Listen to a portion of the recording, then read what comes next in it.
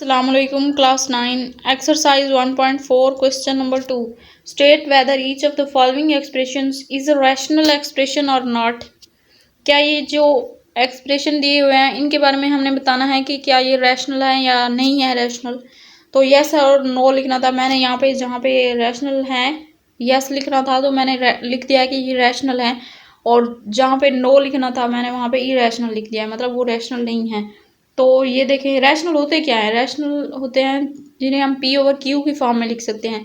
लेकिन यहाँ पे ये जो पी वाले मतलब ये जो नोमिनेटर एंड डिनोमिनेटर में आएगा, ये जो पी होता है ना ये नोमिनेटर में आता है और ये डिनोमिनेटर में।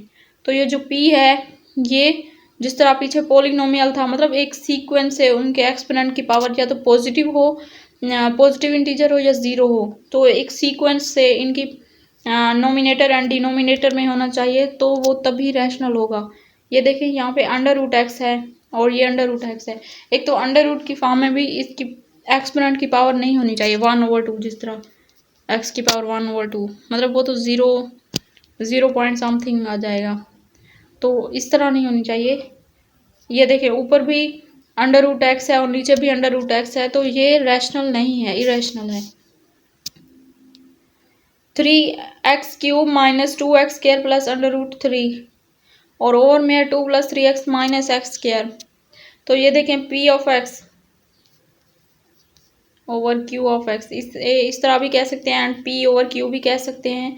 ये जो अब देखें दोनों पोलिनोमियल्स है ना, x³ minus 2x² plus under root 3 2 + 3x minus x², तो ये इनकी एक तरतीब से अब इनकी जो एक्सपोनेंट की पावर है ये x³ x² एक तरतीब से है ना, पोलिनोमियल है, तो ये इसका मतलब है कि ये रैशनल है। x² plus 6x plus 9 over x² minus 9, ये क्या है, ये भी एक तरतीब से है, तो इसका मतलब क्या है कि ये रैशनल है।